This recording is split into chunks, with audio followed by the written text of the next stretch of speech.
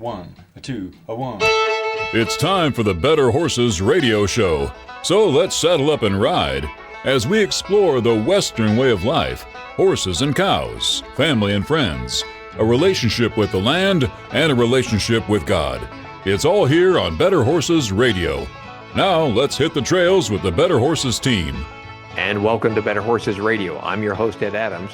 And I'm Merle Arbo. And you know what? We have an incredible lineup for you today as we celebrate the heart of the equine industry. And you know what, Merle? I want to send out a special congratulations to the Kansas Horse Council, who successfully took off on the Equifest of Kansas during a huge Arctic blast in the Midwest and had a good showing, and a lot of good cowboys and cowgirls showed up, and we all competed. It looked surprisingly busy. I know the weather was not ideal, but congratulations to everybody who braved the weather. It looked like a really, really fun event. So, hey, Ed, let's jump right into it. Joining us first is the newly appointed president of the Cowboy Mounted Shooting Association, Mitchell Kramer, who is stepping into leadership for the 2026 season to guide this future of this fast-paced and legendary sport. It's a fast-growing sport for cowboy mounted shooting. And next, we're heading to Cowtown to speak to Shanna Weaver, the assistant publicity manager for the legendary Fort Worth Stock Show in Rodeo. Now, Merle, Shanna has been with a vital part of the Fort Worth Stock Show, and for over a decade, she brings the latest from the epicenter of cowboys. Finally, we're going to wrap it up with professional horse trainer Kerry Kuhn from Medicine Lodge, Kansas. Kerry is an expert known for his commitment to developing the horse's mind and skill. And you know what? That's an hour packed of expert insights and shared love of the Western way of life. But first, let's get a Better Cattle update on the market with Mark Alvold. Mark? Well, that's a good thing I'm not delivering this report by hand or by vehicle. We wouldn't get it done, would we, with the weather that we have seen here across the weekend. Well, we take a look, though, at this cattle trade here and better cattle and a couple of things here. First of all, last week's monthly cattle on feed report and the monthly cold storage report, both of those we think keeps a lot of support under this cash cattle market and the futures trade as well. 3% fewer cattle on feed, 5% fewer cattle placed into the feedlots began last week. That report keeps alive another consecutive month of lower cattle numbers. The monthly cold storage report showed demand for red meat not slowing down even with higher money at the retail counter. Total beef in storage down 4% from a year ago. Total pork in storage down 2%. We look at April live cattle. Their 52-week high is up at 250.92. That'll be tested, we think, into March, although it won't happen in a day or two or even a week. March feeder cattle, a lot of folks are rolled over into the March feeder cattle contract and rolled over into April live cattle, for that matter, I should say that. But March feeder cattle could make a run at their one-year high. That's up above 378. Bottom line analysts suggest that the status of the Mexican border, not a driving issue that it was 30 or 60 days ago. Packers and feedlots really have adjusted to the current supply situation. And again, a lot of analysts that we talk to and read. By the way, somewhat also lost, and to point out here, with the U.S. total beef production continuing to decline, Brazil now has taken over as the world's number one beef producer. Wouldn't think so, but again, USDA numbers showing Brazil producing over 12.5 million tons of beef a year. The U.S. now second, 11.8 million tons per year. And I want to end here related to the cattle industry here. We don't talk about dairy and milk hardly at all on the program, but I think it's important here. President Trump's recent signing of the Whole Milk for Healthy Kids Act, that's really helped milk futures move off recent lows. Milk cooperatives, milk producers have long campaigned for healthier diets for all Americans, but especially our school children. Data shows really it's really concerning. 75% of U.S. children age 5 to 15 are overweight, and they're consuming huge amounts of sugar, and sometimes, in their defense, unknowingly, there's a lot of sugar in processed foods. The administration put the spotlight on whole milk and milk in general in signing of that Healthy Kids Act here. Class 3 February milk futures hit a 52-week low but a little over a week and a half ago, down at 1480 per hundredweight. The 52-week high, not that far away really, from late October last year, up at 1835. That could be the next target, and we certainly say about time here for help to our milk producers, dairy families around the country. With that, we wish you another profitable week ahead. And thank you, Mark, and we appreciate that Better Cattle segment. All right, everyone, why don't you stay with us as we have Mitchell Kramer, president of the Cowboy Mounted Shooting Association, coming up next. I'm your host, Ed Adams. And I'm Merle Arvo. And we'll be right back. Get quality you can stand on. Hoof Grip is the proprietary formula that provides shock absorption for your animals with no ice buildup, slipping, cracking, or sogginess, making it the safest, most comfortable, and maintenance-free flooring on the market. Hoof Grip installs quickly and easily over existing surfaces, is easy to clean, and withstands extreme heat or cold. From vet offices to barns, wash racks to trailers and more. Visit hoofgrip.com to find a dealer in your area today. Hey, it's Matt at Heritage Tractor. Around here, we don't just sell tractors. We stand behind what we run. And we believe the difference between John Deere and the rest is more than just paint deep. We put the John Deere 1025R head-to-head against the competition. Spoiler alert, it wasn't even close. From smarter hydraulics to easier maintenance and a smoother ride, the 1025R was built for real work, not just showroom specs. Want proof? See the side-by-side results at heritagetractor.com. Or better yet, stop in and feel the difference for yourself. Routine dental examination and treatments are essential for high-quality horse care. To prevent potential problems, a horse's mouth should be examined at least once a year. I'm Dr. Chris Blevins, Equine Field Service Veterinarian at Kansas State University Veterinary Health Center. We can examine the mouth and provide a treatment plan to meet the needs of each client and their horse. Visit us at ksvhc.org, the Veterinary Health Center, to discover, to teach, to heal. Established in 1956, the Pinto Horse Association of America was formed to welcome all types of equines and maintain their show records and pedigrees. PTHA currently has over 88,000 members with 157,000 registered pintos. There are currently 3 separate registries: the Color Registry, the Solid Registry, and the Long Ear Registry. We welcome all levels of competition within a family-friendly environment. Become a member, register, and add value to your horse. For more information, check out the website pintoworld.com. And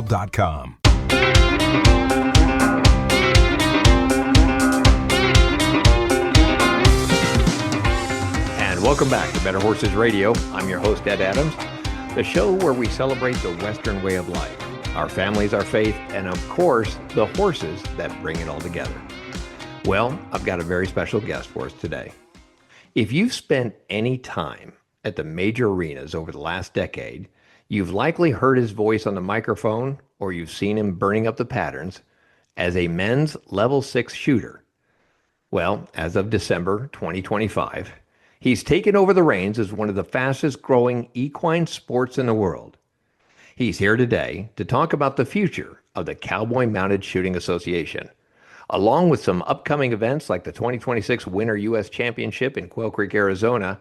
Let's say hello to the new president of the Cowboy Mounted Shooting Association, Mitchell Kramer. Mitch, welcome to Better Horses Radio. Hey, Ed, thanks for having me. Glad to be here. Excited for the future. Well, first of all, congratulations. And I know that you've spent over 10 years with the CMSA. Now you have a new role, and we just announced you as the new president of the CMSA. Now you're succeeding a previous leadership, including Mark Marley, Gary Vickers, and JD Graham, some pretty big shoes to fill, but you've got a vision of the CMSA coming up as one of the fastest growing sports in this speed event. And tell me what that's like, and tell me what your plans are and what you want to do for the future. Yeah, so, I've been involved in cowboy mounted shooting for about 15 years now, and over the course of that time, me and my family, we've been involved in a lot of other Western sports as well, and We run an indoor arena facility at home in Missouri, and I've traveled a lot announcing the different Western events and other equine events, and there's just been so many ideas and changes that I've thought of or talked with other people about over the years that I really wanted to see put into action, and some of those changes are not necessarily changes, but maybe additions and improvements. The only way to really get those done was through an acquisition of ownership. And luckily, the previous three owners of the organization are just as excited as we are, and very supportive. And I'm just excited to be able to help take the sport to the next level. And with that comes some change, but mainly additions and what we can do to add and improve to this event. A big part of that is helping new shooters get into the sport. And not that wasn't being done in the past, but there are just some other avenues that we can take to help grow this event. Now, the one thing about cowboy mounted shooting is there's a lot of interest of people that get started, but there's not as much guidance as I think there could be to get started in this sport. It's quite honestly, it's one of the hardest sports to get into just because there's so many pieces of equipment and supplies that it takes to really get ready and get started and get going. And so one of our goals is to be able to create a smooth, clear pathway to help new shooters come into the sport, where to find guns, what kind of guns to get, what kind of ammo to get, where to get it from, and point you in the right direction to a trainer in the sport and a club in the sport. And one of the biggest advantages the sport has is the people in the sport are so helpful to new shooters. Everybody wants to help, and joining one of our local clubs and CMSA is a great way to get started in order to meet those shooters and to find your pathway to get started in cowboy mounted shooting. Let's take a step back just for a minute for all the listening audiences out there that have not jumped on this Cowboy Mounted Shooting Association. Let's walk through what is it? It's a speed event, and what is the criteria? And just talk about just the rules and regs, and just talk about the event itself and what is required. Yeah, so cowboy mounted shooting is a timed event, and the timers are set up just like barrel racing. Same position at the end of the arena. You ride through a pattern of 10 balloons. So you cross the timer. Your first 5 balloons are typically light targets, and your next 5 balloons are typically dark targets. And we have about 100-ish patterns in CMSA right now. And so those patterns are randomly drawn, so you don't know what patterns are going to be shooting until you get there. Typically, you're shooting about 3 to 5 patterns a shoot. Your time is added up at the end over all of those stages to really showcase your results. When you're shooting the pattern, for example, you'll come into the pattern to shoot your first 5 light targets. You're going to pull a single action 45 long Colt revolver, and single action meaning you have to pull the hammer back every time you shoot. You're going to shoot each of those balloons with a black powder 45 long Colt blank that's specially designed for cowboy mounted shooting. These are 45 long Colt shells. They are just as loud as 45 long Colt as if it were a bullet, except this is a 45 long Colt mounted shooting blank, and it's loaded with 1F black powder and crimped at the top. And they're specifically designed for cowboy mounted shooting. And you get a little bit of a spread with the blank. It's almost like shooting a shotgun at times, where the farther away you get, the wider your spread is, the weaker your shot. And so it takes a lot of practice and a lot of time to really determine what's the best path I can take on this pattern. How far can I get to this balloon, or how close can I get to this one? And that's really what makes the sport exciting, is there's so many different ways to engage our courses, and it's something different every time. I grew up around a lot of barrel racing. I have a lot of friends that barrel race and team rope and a lot of other Western events, but it's barrel racing as an example. It's the same pattern every time, big or small, they're going to go left or right. And this just provides a lot of variety in what you're doing with your horse. And so after you shoot the first 5 light targets, you holster your pistol and you draw a second pistol and shoot the last 5 dark targets, pulling the hammer back each and every time. And we only load 10 rounds at a time, so 5 in each gun. They hold 6, we only load 5 for safety and for pattern management. You don't get an extra shot. So that's just a rough gist of how it works. And if you miss a balloon, it's just like, if you knock a barrel at some of the rodeos, plus 5 seconds. You miss a balloon, it's plus 5 seconds onto your time. And Mitchell, let's also emphasize the horsemanship that you have to do when you go into these patterns. You started off as a level one like everybody else has, but this is a different type of training with your horses. Can you describe some of the things that your exhibitors and the competitors that actually contribute to this, what they have to go through as far as training?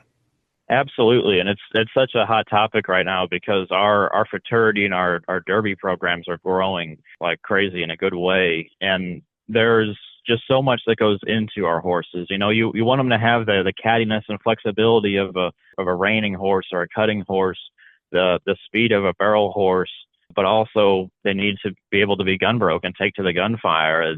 And different trainers have different techniques on how to get your horse used to that. Some horses take to it right away. A very small percentage of quarter horses, I would say, that won't make a mounted shooting horse, but there's all sorts of different strategies that people use, and it's such a variety of training that goes into these horses. Like I said, it's not only do they need to be able to be fast, they need to be able to turn barrels, they need to be able to be catty enough to change leads at a walk, trot, lope, and run. There's so much that goes into it, and right now, to be honest, like if you're getting in the cowboy mounted shooting, I think our horses are extremely undervalued for the time, the work, and the effort that goes into them. It takes a lot, and I was fortunate enough when I started as a one, that horse that I started on, Winston, he kind of learned the sport with me. And honestly, that's some of the most successful shooters I see come through the ranks as they start the sport with a horse that's also starting it with them. And they both learn together, they both click. And that's really how I think someone finds their partner in this sport in the beginning is learning along with the horse. You know, you mentioned it's a speed event. I will tell you that at Equifest, which they had the cowboy mounted shooting right there as an event, we saw a horse that was 3 years old just learning, right up to a 26-year-old horse that was competing at the same time. And it is a speed event, but the patterns, as you mentioned, is very important to get through. And if you hit all the balloons, you're not penalized. So it can, if you shoot clean, actually be very, very competitive. And it's just not speed only. Right, exactly. And there's all these other like penalties you can get as well as people will see in our rule book. But it's not just about speed. We always say clean is fast. If you can shoot all your balloons throughout the day, you stay consistent, clean, you're probably going to beat the fastest person in your class, especially in the lower levels, because maybe they didn't shoot clean. And if you get plus 5 seconds on a balloon, that can really add up and put a number on your time. Smooth, consistent, and clean is fast, and the sport, especially when starting out. You know, Mitch, as president, I want to direct everybody to your website, the cmsaevents.com. I've been very impressed by how you have put everything in this website, and with cowboy mounted shooting growing exponentially so quick, so fast, with so many people getting into it, it is amazing when you type in your events page that you see events going on from Texas to South Dakota to Arizona to California to Missouri to Georgia and all over the country. You can get connected real quick, real fast, registration done, easy entry, and you're there. And it's very impressive. So for all those who are thinking about getting into it for the very first time, can you talk about your events page and how you've managed to manipulate and get everybody in on the same page? Yeah, absolutely. CMSAevents.com is probably the easiest way to find Cowboy Mounted Shooting Association events. If you want to find a local club near you, that's usually the best way. Find a club. You can also sort it by state, but you can narrow it down by your location and find an event near you. We typically have around 500 events per year all throughout the U.S. and really throughout the world, because we have Canada has some events as well. Actually, and I'll let Better Horses have this for the first time, we're working with people in South Africa this year on actually getting cowboy mounted shooting started over there. And but CMSAevents.com, you can really see the events in your area. And one of the ways that people get started in this is just find an event near you and go watch it and go talk to the shooters. And all these shooters are nice and friendly. They'll talk with you and introduce you to other people and help you get started in the sport. One of the best ways to get started is just to go see an event, and you can find that on CMSAevents.com. You know, we talked about rodeo. We talked about how fast ranch riding is growing, and but the cowboy mounted shooting has really taken off. I have to admit, it is kind of really fun and sexy to watch these really level 6 pro CMSA riders get through that pattern and the quickness that they do it. It is really becoming almost as big as a rodeo event. Do you think you can incorporate this into rodeos, and how fast and how far can this go? I believe so, and it's been done before, and I'm actually on my way to Fort Worth Stock Show and Rodeo right now. They have it as a separate event out there alongside their weeks longs of rodeo. But it's definitely a spectator sport, and that's one of the things that we're going to try to outreach to a little bit, is that it's such a fun event. One of the places that we do these events at is Sedalia, Missouri, and at the Missouri State Fair, it's a great example where people can come and watch. And we have 2,000-3,000 people in a weekend that will come watch this event, and it's just addicting to watch, to be honest. Like I can sit there, and it's easy for me to say because I've been involved in the sport for so long, but Cowboy Mounted Shooting is one of the few events that I can sit there in the arena and watch all day, just because there's such a variety. We have quite a few rodeo associations now that have reached out to us asking how they can get us at one of their events. Mitchell Kramer, everyone, the president of the new Cowboy Mounted Shooting Association. You can check out their webpage at cmsaevents.com. Mitchell, we want to wish you all the luck in the world, and we appreciate everything you've done as far as the mounted shooting sport. Look forward to talking to you again as we talk more about the Western way of life, and congratulations on your new role. Thank you, Ed, and thank you, Better Horses. All right, everyone, we've got more Better Horses coming your way. Stick around. I'm your host, Ed Adams. We'll be right back right after these messages.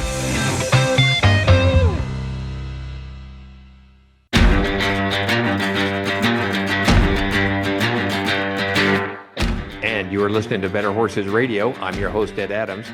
We're celebrating the Western way of life today by heading straight down to the cowtown itself, Fort Worth, Texas. Joining us is Shanna Weaver, Assistant Publicity Manager for the legendary Fort Worth Stock Show and Rodeo. Now, the 2026 edition is officially underway, running to February 7th. And with 23 action-packed days of rodeo tournaments, livestock shows, and a brand new pro rodeo rookie rally, there's a lot to uncover. Shanna Weaver, it's great to have you on the show and to give our listeners a look behind the chutes at what makes the Fort Worth Stock Show and Rodeo a special event. Hello, Shanna. Thank you so much. It's great to be with you guys. We all look to talk about the weather. Want to make sure that nothing's being affected and everything's going on as planned. Yep.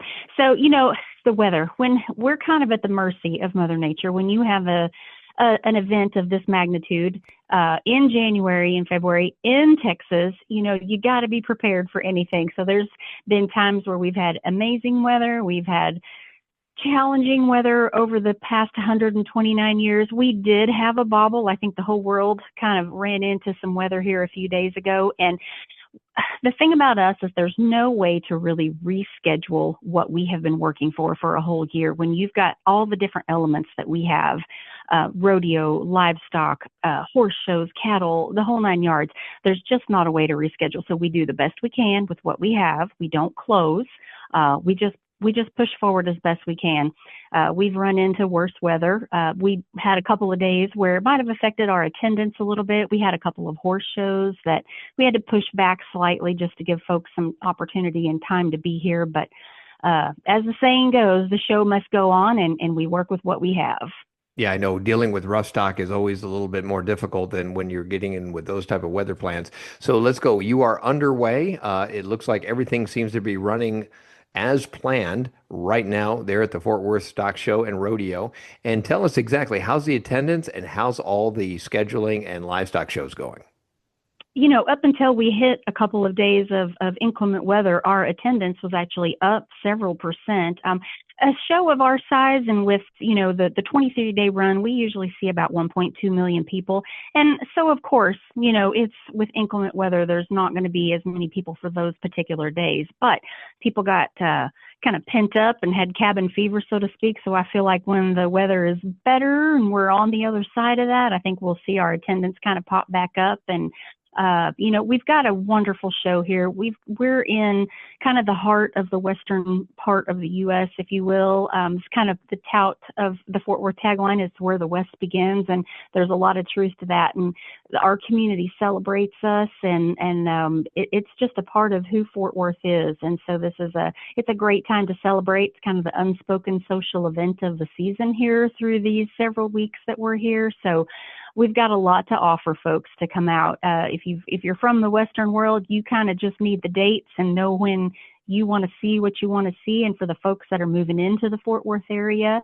that have never experienced this Western lifestyle event that we have, it's a wealth of information for them, and they get to kind of see what agriculture is from a different perspective than the grocery stores, so to speak. And so there's definitely something here for everyone. You just took away that question, answered it very well. What people who've never been to the stock show, what they can expect to look at. But you just mentioned that there's a lot of stock. You got poultry, you got rabbits, you've got a lot of agriculture going on within the show. You have a lot of rodeos, and you also have a lot of horse events. Yes, that is true. And so for the family that might have moved to this area, like you said, you can look at our 23-day run of our schedule on our website and kind of determine, what you might want to be. There's a lot of family fun activities out here, Mattress Firm petting zoos. We've got the children's barnyard. There's a milking parlor where folks can see, where their milk really comes from, all the way to those seasoned rodeo professionals that are performing over in the Dickies Arena, for $1.5 million in that PRCA Pro Rodeo tournament. It's from one end of the gamut to the other, and that's something that we pride ourselves on. There's a lot of opportunities for whatever walk of life you come from to come experience the Fort Worth Stock Show and Rodeo. The rodeo is a lot of fun. We also have, and since we just talked to the president of the Cowboy Mounted Shooting, we also have a Cowboy Mounted Shooting event going on right there during the rodeo. Yes, we do. And I will tell you, our Cowboy Mounted Shooting, when we added that, I think it was around 2012 maybe. And of course, that sport is growing so fast that it is one of the most popular events that we have for spectators and some of the exhibitors alike. We've got $10,000 in added money.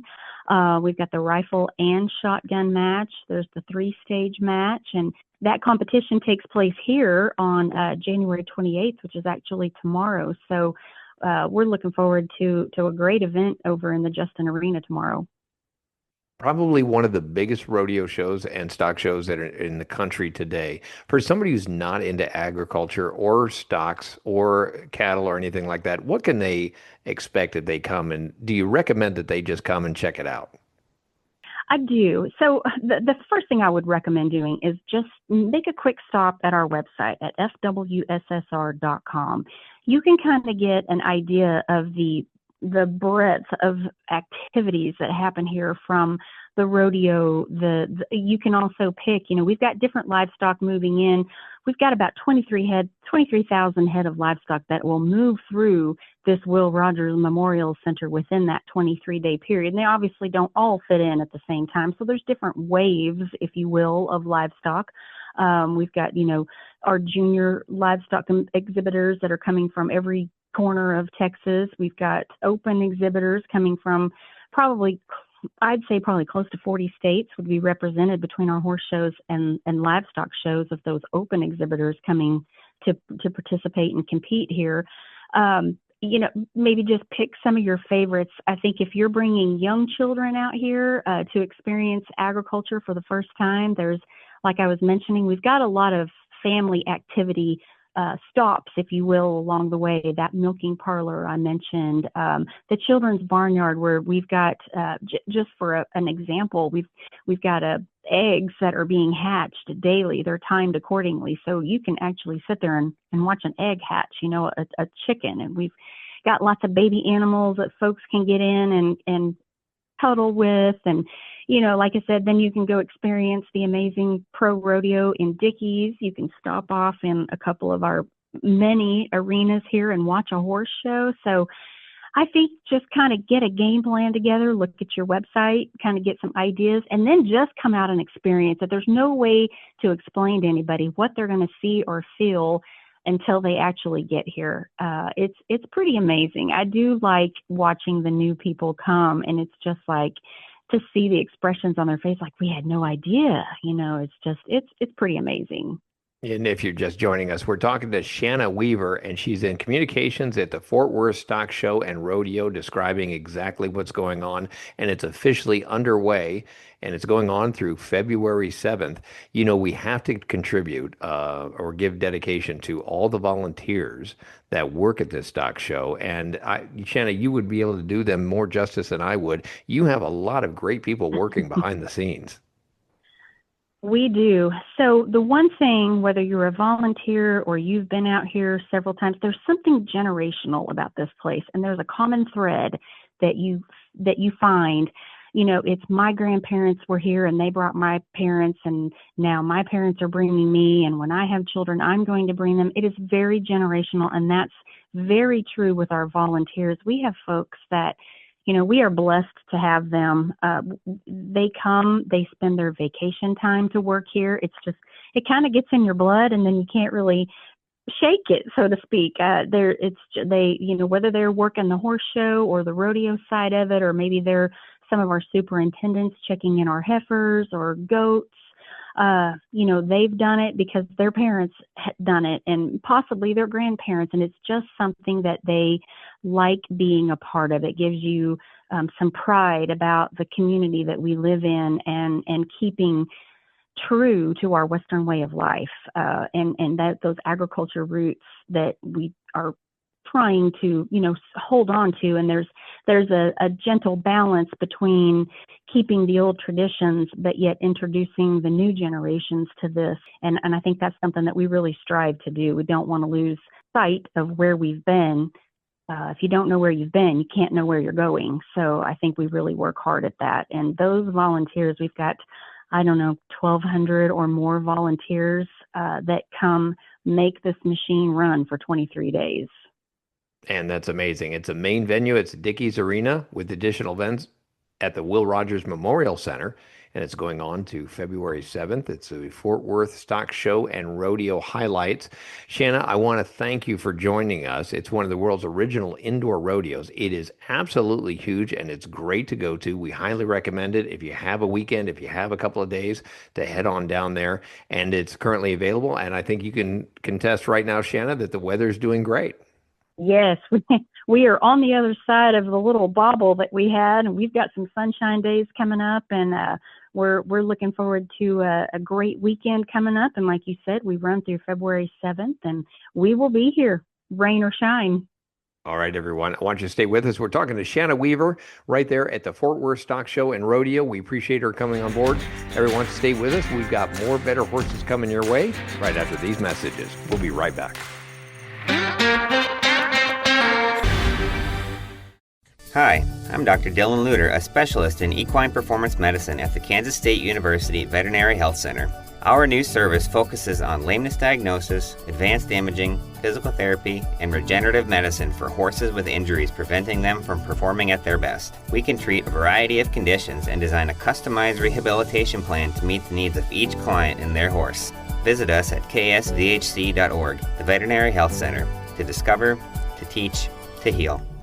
Hey, it's Matt at Heritage Tractor. Around here, we don't just sell tractors. We stand behind what we run. And we believe the difference between John Deere and the rest is more than just paint deep. We put the John Deere 1025R head-to-head against the competition. Spoiler alert, it wasn't even close. From smarter hydraulics to easier maintenance and a smoother ride, the 1025R was built for real work, not just showroom specs. Want proof? See the side-by-side results at heritagetractor.com. Or better yet, stop in and feel the difference for yourself. Established in 1956, the Pinto Horse Association of America was formed to welcome all types of equines and maintain their show records and pedigrees. PTHA currently has over 88,000 members with 157,000 registered pintos. There are currently 3 separate registries: the Color Registry, the Solid Registry, and the Long Ear Registry. We welcome all levels of competition within a family-friendly environment. Become a member, register, and add value to your horse. For more information, check out the website pintoworld.com. Get quality you can stand on. Hoof Grip is the proprietary formula that provides shock absorption for your animals with no ice buildup, slipping, cracking, or sogginess, making it the safest, most comfortable, and maintenance-free flooring on the market. Hoof Grip installs quickly and easily over existing surfaces, is easy to clean, and withstands extreme heat or cold. From vet offices to barns, wash racks to trailers and more. Visit hoofgrip.com to find a dealer in your area today. We're here for the hardworking, the resilient. We're for the people who measure their days by what needs to get done, not by hours. Where kids learn responsibility at a young age and generations work side by side. Where work doesn't pause for holidays or bad weather. It just gets harder. Where value and hard work means more than the clothes you wear. We're Kleinschmidt's Western Store, Higginsville, Missouri. It's time to go with United Mosquito and Fly Control's premier fly system for fly control in your barn, providing relief for horses from the stress of fighting flies, and also makes the barn more pleasant for everyone in the barn. Easy, effective, and safe. With United Mosquito and Fly Control, we provide a full service. You as the barn owner don't have to do anything. We go everywhere and take care of everything with our friendly fast service. Call today at 913-558-3814 or email Paul at unitedmosquito.com.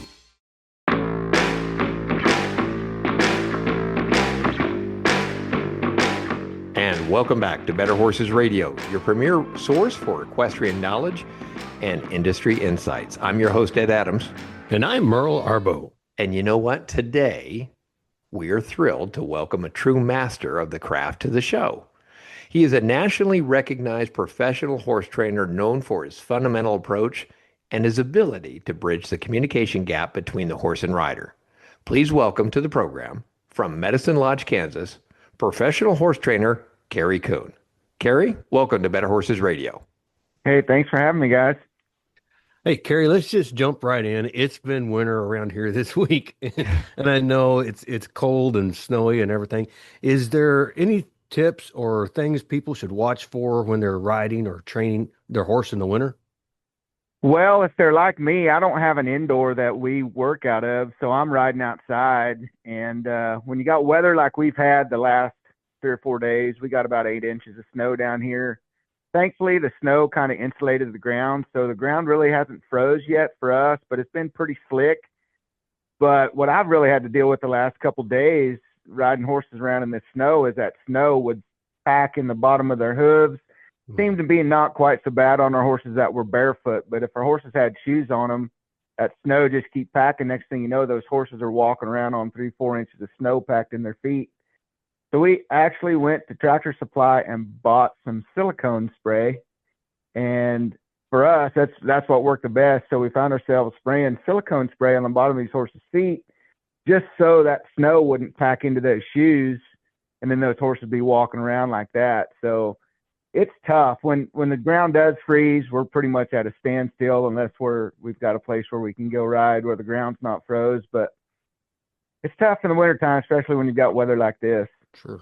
You know, you bring up a good point and talking about muscles and joints here. So the cold weather, how much prep work, or do you do anything different in prep work before you get on these horses as cold as it is? You know, I don't really, as far as the horse is concerned, horses are pretty much built for that. But I do find myself, and I think it's probably more for my own sake than my horses, but I probably spend a little bit more time jogging them around, getting them warmed up. And obviously, if we get them sweaty, we've got to get them cooled out and put a sheet on them or something until they're dry. But I think for the most part, the way a horse is designed, they're pretty good at adapting. But for me, I'm 50 years old now, and I've been riding horses my whole life. So I know how stiff I am in the morning. So I just kind of go up my horse the same way, and we try to warm them up a little bit more before we go at them.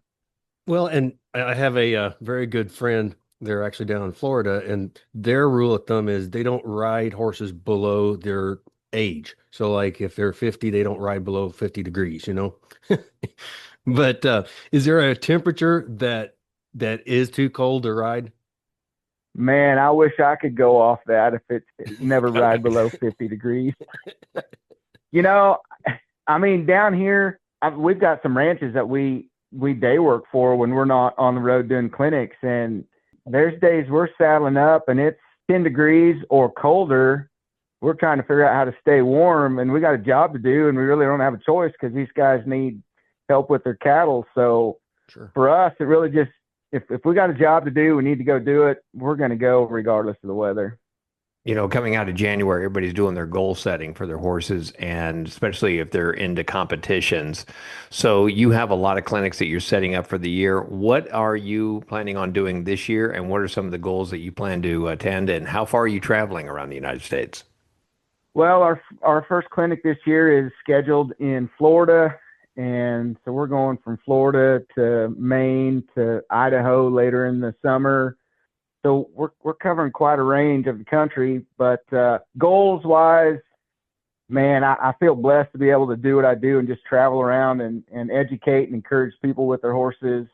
We've still got the same program. I think my horsemanship personally has significantly increased, probably more than anything due to my attitude. But the fundamentals that we've been teaching are pretty much the same. We've refined them along the years, but my main goal is to just educate, motivate, and inspire people to maybe find the drive or the passion to get them out there on a consistent level. Well, you bring up a good point too. You know, how do you keep people interested? How do you keep them hooked? What makes them want to do it more? Well, if I had the answer to that, I'd be a millionaire. But here's what I try to do. If I can show somebody, whether they're watching me work one of my horses or might even have the opportunity to let somebody sit on one of my horses, whatever it might be, if I can show somebody a difference in an area that they're struggling, then I can get them hooked. Then I've got to figure out, how do I empower this person mentally when they're away from their horse to find the consistency to go out even when they don't want to and invest some time in these horses? Because anybody that's showing horses knows this. If you don't invest the time, you're not going to perform at a very high level. It doesn't matter how good of a rider you are. If you're not consistently working those horses every day, it's going to be hard to compete at a very high level. So traveling around doing all these clinics, that's probably what we see more than anything. Everybody wants their horse to be at a certain spot. Not everybody has the drive and the determination to get them out of the house or away from other obligations to go invest time with their horses. So really all I'm trying to do is spend enough time with them, share enough ideas with them that maybe I can get them empowered and motivated enough to be able to talk themselves into investing more time with that horse so they can get him where they actually want him. And if you're just joining us, we're talking to Kerry Kuhn from Medicine Lodge, Kansas. He has the most effective focus on practical horsemanship philosophy, talking about everything we can do to get our horses ready. Kerry, talking to you about impatience and trying to get those horses not to anticipate or to anticipate our next move when waiting for a cue. What are some of the things that you like to do to encourage more patience in these horses? Well, that's a great question, because my approach to anticipation with the horse has drastically changed over the last 2 decades. I used to really struggle when a horse would anticipate what I was going to do. And I think at the time, I just didn't understand it as that horse was really trying to mentally be a part of what I was asking him to do. So at the time, I'd get mad and I'd get frustrated because this horse was ahead of me. And now I find myself, when those horses start to anticipate, I will just stop in those beginning stages. When I feel that anticipation coming up in that horse, I will stop and reward that horse for that anticipation, because I want him to know that I understand that he's trying to figure things out. And I have seen it in a lot of horses in the last couple of years, how much it means to them when I do that. And then as we progress together, really all I do to address that is maybe just change some things as we go. That horse thinks I'm going to turn left, maybe I'll turn right. Pretty soon, the frustrating part of the anticipation goes away, but I haven't squelched this horse's confidence because he was really trying to mentally figure out what I was asking him to do. So that's probably my biggest change in my own personal horsemanship.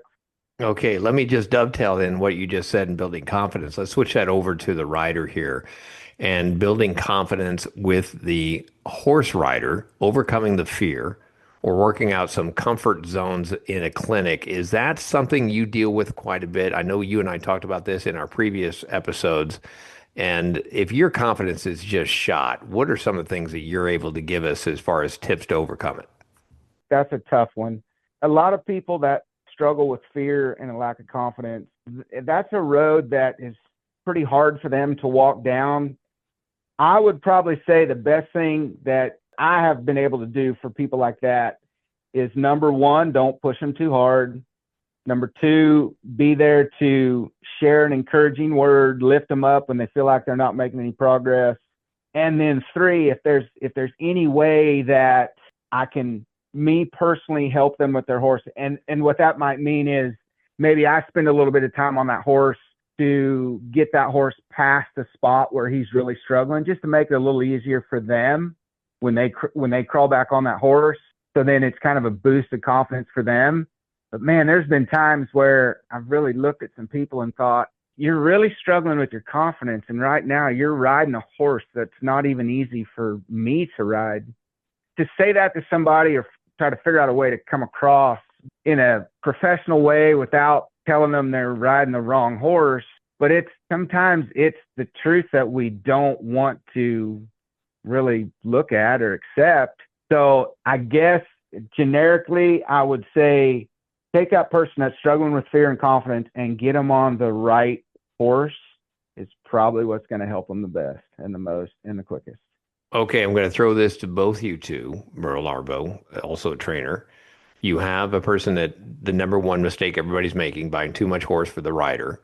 As a trainer, Kerry, do you out and out tell that person you have the wrong horse, or do you try to work with them and see how far you can get them? I know we're going through, it's not an ethics issue, or is it? You tell me. Well, here's how I've chosen to approach it. I'm not going to come right out and tell them they bought the wrong horse, and I'm not going to tell them that I won't help them. But I will be honest enough to say the particular horse that you're choosing to proceed with right now is not what I would call a good fit or even an easy horse for you to deal with at this time. If you choose to continue with this horse, I will help you all that I can, but it's not going to be a very easy road. I mean, when somebody comes to me, I'm thinking you came to me because you're hoping that I could see something that you couldn't. So if I see something that you don't want me to see, that's really why you're here. And if I share that with you, it's only because I'm trying to help you, and I really don't want to see you get hurt. Yeah, you bring up a good point. There's a reason that they're there, like, and deep down they may know it, but they won't admit it to themselves. That sometimes it takes somebody else for them to verbalize it, Hey, Kerry, speaking of, if people are wondering what your schedule's like or hey, where's your next upcoming clinic at, how's a good way to get a hold of you or find out more information about them? Best way to find out our clinic schedule is on our website, or all of our social media is Kerry Kuhn Horsemanship. Our website is kerrykuhn.com. Hey, Kerry, want to appreciate you coming on board. And as always, great tips that we have just getting to know our horses and getting to that next level. We appreciate you. And more importantly, we want to thank you for everything you're doing in the horse industry and hope to have you coming back. Hey, thank you guys so much for letting me be part of the show. All right, everyone. That's Kerry Kuhn from Medicine Lodge, Kansas, right here on Better Horses Radio. And Merle, I always enjoy having Kerry Kuhn join us. And the confidence level is really a big issue, especially when you buy too much horse. But I have this tendency in my barn that we just continue to ride and build that confidence over and over again. Sometimes though, on the wrong horse, it's hard to ever be confident. I mean, sometimes it's just a personality clash, like maybe it's a nervous rider and it's a nervous horse, and the two just agitate each other. You're bringing up a very good point. Well, everyone, I want to thank you for joining us. And Merle, as always, appreciate you doing it. And if you want to listen to our radio show again, I invite you to listen to our encore on all our podcasts. Wherever you get your podcasts, just search Better Horses. And Ed, hey, the Better Horses Winter Edition is going to be coming out, and it's filled with a lot of great tips for horses and riders alike. And we want to thank all of our trainers for adding to that newspaper. We enjoy that. And we'll also subscribe to the newspaper, but don't miss our TV show on RFD, the Cowboy Channel, and streaming on Equus TV. Special thanks to our team behind the scenes, radio producer Brianna Johnson, our television producer Kelly Creech, and of course, all of our great sponsors. Yeah, there you go. And that wraps it up for this week. So we want you to all be good buckaroos and buckarettes. Mind your mom and dads and be brave, but don't take any chances out there, especially those confidence levels. Until next time, I'm Ed Adams. And I'm Merle Arbo. Happy trails, and always ride for the brand.